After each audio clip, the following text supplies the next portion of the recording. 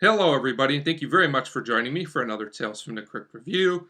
Today I will be talking about Season 3, Episode 5, Top Billing, directed by Todd Holland and starring Jon Lovitz as Barry and Bruce Boxleitner as Wynton. And as always, there will be some episode spoilers. So just a heads up on that.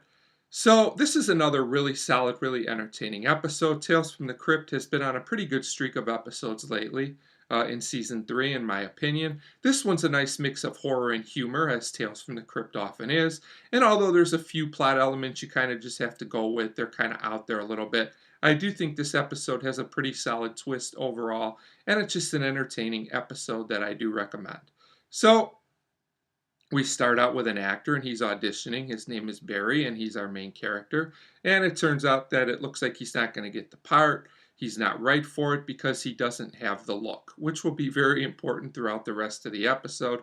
So this guy's really having a hard time. He's struggling until he sees what might be his break. He sees an advertisement for a production of Hamlet, which would be a very good role for an actor. So he picks that up. And also at this point, we are introduced to our other lead character, Wynton. And he's a fellow actor, but he's having a lot more success. And you can definitely tell there's some tension between these two guys. And they have a different philosophy about acting. Mainly that Wynton takes parts to get money, basically. Whereas Barry doesn't seem to be willing to do that. He only wants parts that are more substantial. So a nice setup for the rest of the episode. So then things go from bad to worse for our lead character, Barry. He goes to visit his agent, who tells him he hasn't got the look. Once again, she lets him go. When Barry gets home, it turns out his girlfriend, Lisa, is leaving him. She just can't take it anymore. And he's also going to be evicted. So at this point, you can actually feel for this guy a little bit. He's not having a good day. So Barry goes to this Hamlet audition because that's basically all he has left. And of course, Wynton is there, and he doesn't really seem to care about the part, but he says he's going to make a point to Barry and get it anyway.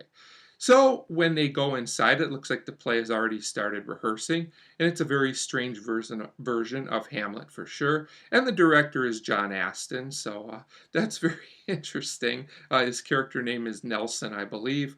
So after we see a few strange scenes of this version of Hamlet acted out, both men are introduced to the director, and the director doesn't even have them audition. He basically gives Wynton the part because he says he has the look, and this makes Barry very, very upset.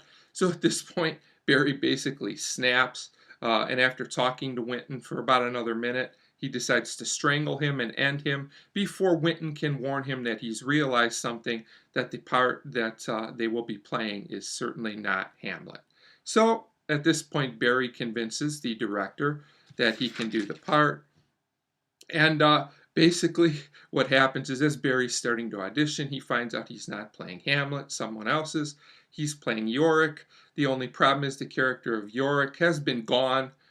He's been killed before the play has even started, and basically all they really need is Barry's skull. That's why they needed someone with the right look.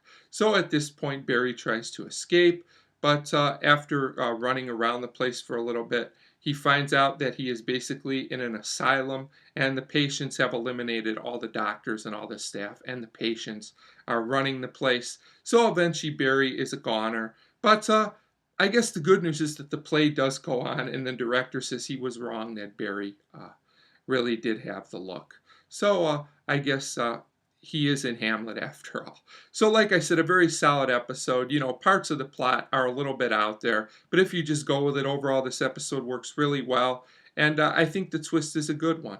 So I'm going to give Top Billing a 4 out of 5, and I do recommend this episode for all fans of Tales from the Crypt. It's a nice mix of all the elements that make Tales from the Crypt an enjoyable show. So 4 out of 5 for Top Billing, and as always, thank you very much for watching.